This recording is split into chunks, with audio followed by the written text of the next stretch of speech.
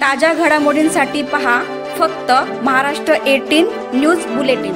सिडको कार्यक्षेत्रातील पूर्वाश्रमीच्या बीएमटीसी कर्मचाऱ्यांना 10 लाख आर्थिक मोबदला देण्याचा आमदार विक्रांत पाटील यांच्या प्रयत्नांना यश आलंय।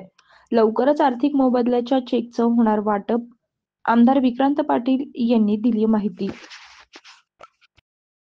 सिडकोच्या पूर्वाश्रमीच्या परिवहन सेवेतले कर्मचारी 84 साली ही बस सेवा बंद झाल्याने निराधार झाले होते। सातत्याने या विषयाचा संघर्ष त्यांनी स्वतः केला, अनेक कामगार संघटनांच्या माध्यमातून केला, पण मार्ग निघत नव्हता। या सगळ्या कर्मचाऱ्यांनी जेव्हा हा विषय माझ्याकडे आणला, आम्ही सातत्याने सिडकोशी पाठपुरावा केला, अधिकाऱ्यांशी पाठपुरावा केला, अनेक प्रकारच्या बैठका त्या ठिकाणी केल्या।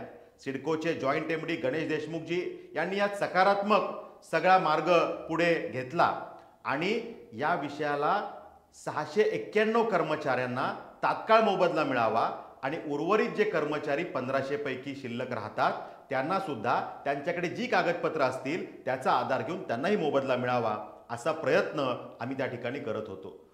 यामध्ये सकारात्मक गोष्ट आता घडते। ही फाईल सन्माननीय असीम गुप्ताजी ॲडिशनल चीफ सेक्रेटरी यांच्याकडे होती आणि याचा पाठपुरावा करून आता याचे आदेश सुद्धा निर्गमित झालेले आहेत आणि त्यामुळे सिडकोला आता या सगळ्या कर्मचाऱ्यांना चेक वाटप करण्याचा रस्ता मोकळा झालेला आहे।